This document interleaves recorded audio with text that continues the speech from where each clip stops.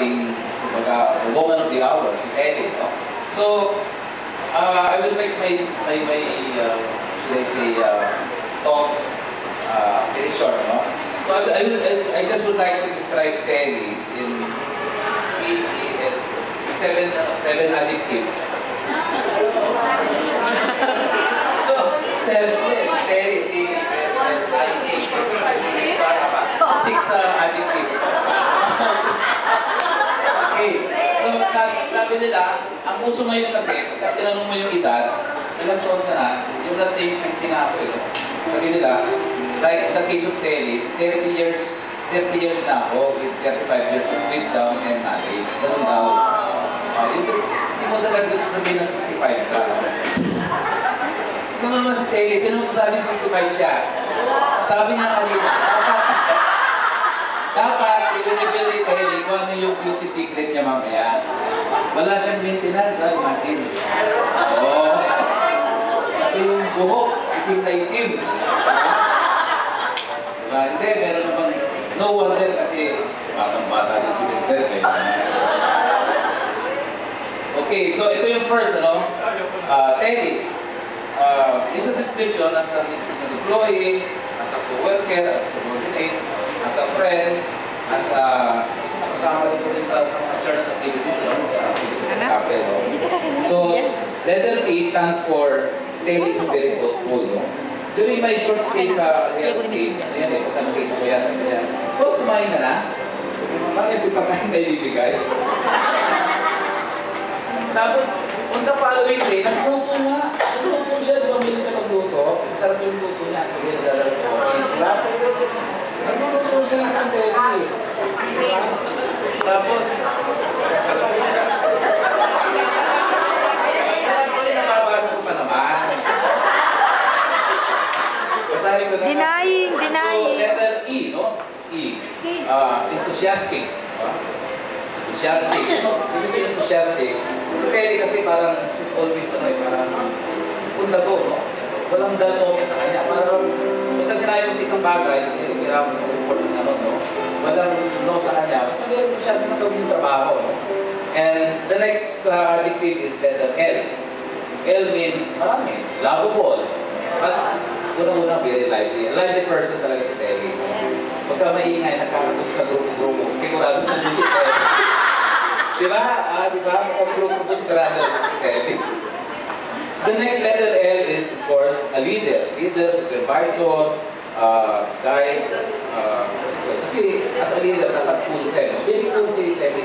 Hindi mo pa yan nakita na nagalit, sumimangot, o hindi ko pa yan nakita. When you're on my short stay, I think mga more than 6 months na ako sa real estate department. No? At saka kilala ko na siya every day sa mga planning session, sa mga other activities ng SSS. So, hindi ko yan nakikita na nagalit. Lagi nang smile. Yun siguro ang sekreto niya. No? Hindi siya marunong magalit. The next adjective is letter I. I means, industrious. Industrious. O ay, Ilocano. Dito si Ilocano.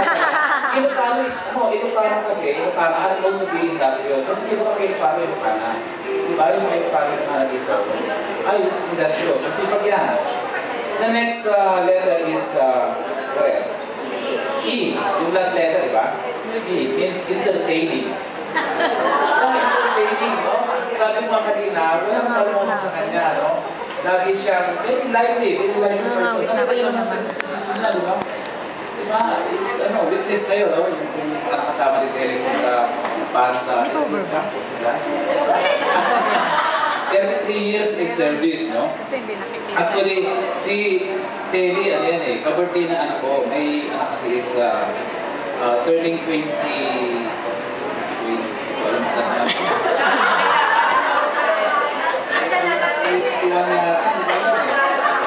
Turning 21 on November 19. Ito birthday nga ako.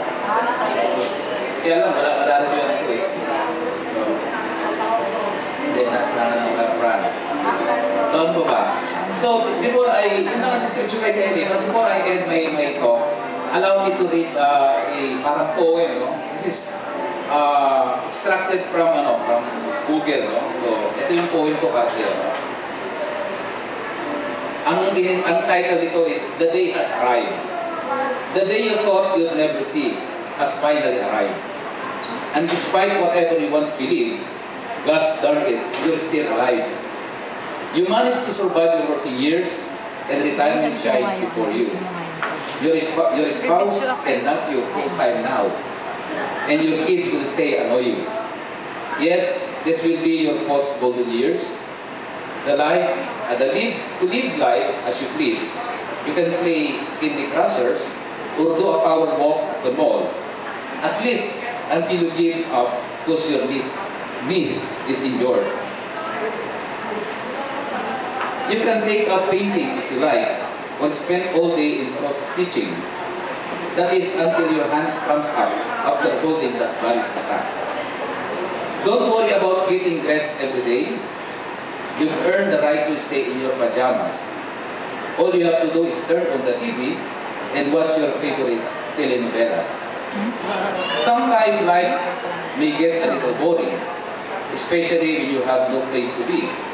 You can take up exciting hobbies, like doing puzzles or watching birds sit in a tree. Yes, retirement has its highs and lows, but there's one thing not to forget. As long as you're above ground and not below, your retirement must be enjoyed to the fullest. Okay, so congratulations, Telly, for hard work and dedication for working in the SSS for the last 33 years. You know? So I hope you enjoy your retirement years. And happy birthday din pala.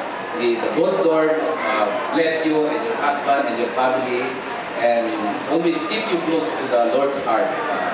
Congratulations, happy birthday. Maraming salamat po.